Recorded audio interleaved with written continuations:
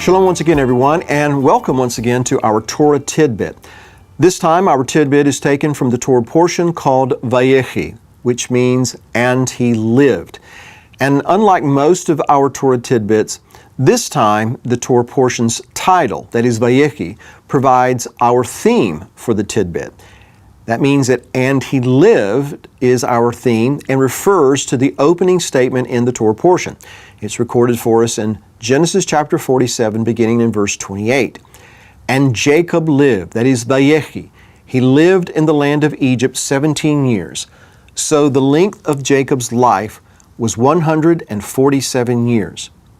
And when the time drew near that Israel, also known as Jacob, when the time drew near that Israel must die, he called his son Joseph and said to him, Now if I have found favor in your sight, please put your hand under my thigh and deal kindly and truly with me.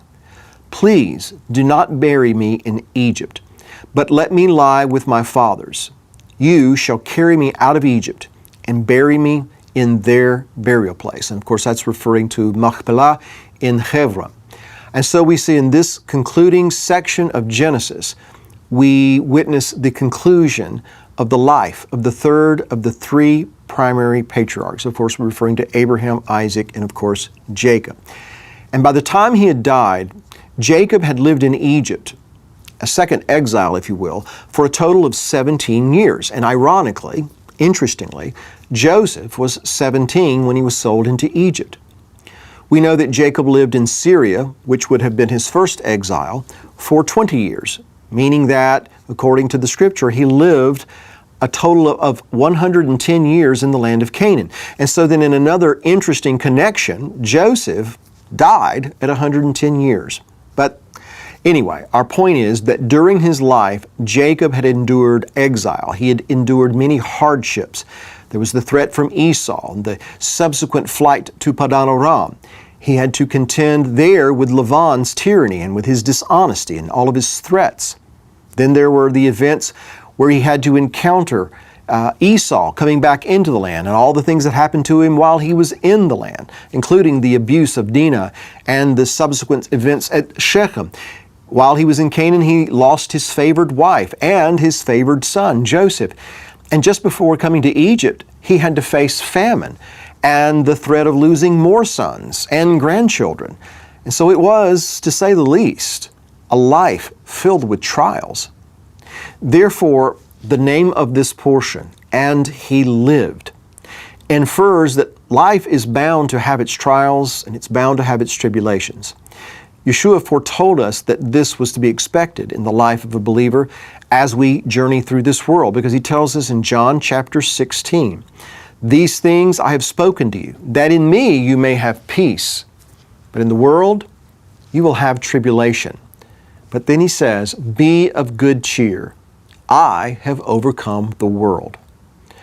And so while to live means that we will have to endure hardships, trials, tribulations, we can also know that, like Jacob found to be true, in our God, we can find peace in the midst of those trials.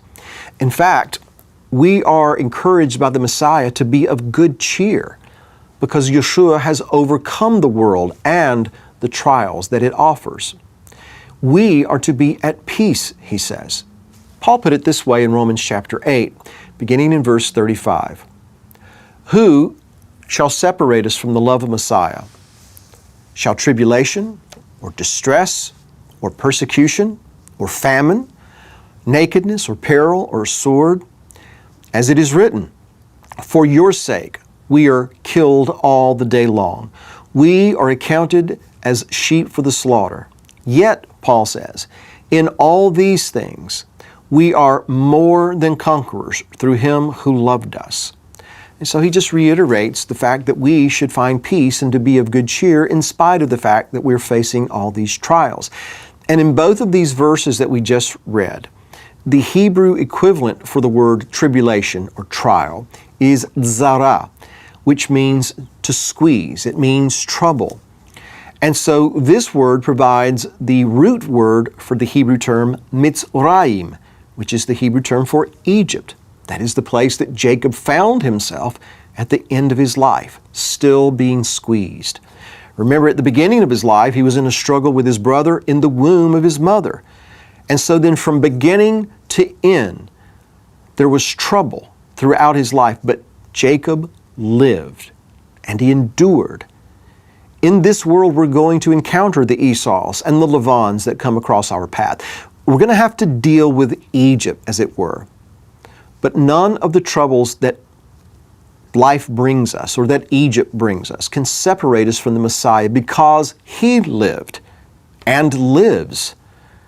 The Lord had told Jacob very early in his life in Genesis chapter 28, "Behold, I am with you and will keep you wherever you go and will bring you back to this land, for I will not leave you until I have done what I have spoken to you."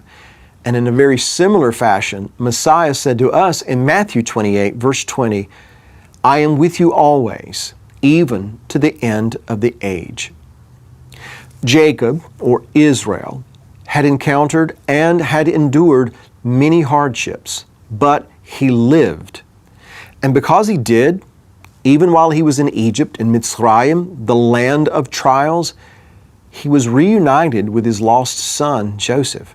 He was able to adopt his two sons, that is, Joseph's sons, as his own, that is, Manasseh and Ephraim. And those things continue to resonate with us today. They have ramifications for us today. That is, his adoption of Manasseh and Ephraim. And that brings me to this thought. You remember the movie It's a Wonderful Life with Jimmy Stewart? In that movie, we are reminded of what I'll call the George Bailey factor. And that is this: it really does matter if you live or if you don't. Each person's life factors significantly in the lives of others, and especially in times of trial. It impacts those lives in varying ways, and it has long-lasting ramifications. Now, it can be for good or it can be for evil, but nonetheless, it will have an impact. The choice there seems to be ours to make. However, we should never embrace the idea that our life doesn't matter. We can't embrace that because, like George Bailey, if we give in to the idea that our problems are so monumental that it would have been better had we not been born, a sentiment Job briefly gave into, by the way, when we focus on that, when we focus on the trials, the troubles, the tribulation, our Egypt, it's hard to see that our life does have an impact. And therefore, as believers, we must not focus on those things, but we must focus on the one who gives us peace in the midst of the storm. We must focus on the one who has overcome the world and all the trials that come along with the world, and the one who lives forevermore. And should tomorrow bring more trials, more tribulations, and more troubles, as is likely to do, we should remember Jacob, whose life was filled with hardships, but he was a man that as he neared the end of his life, he gave honor to God for bringing him through all of those hardships and tribulations. And so then, folks, it's like the old song says, "I may not know what tomorrow holds, but I know who holds tomorrow." Because of that, I can face tomorrow, because not only did he live, but he lives. And that's it for this Torah Tidbit. Thanks for joining me. Shalom.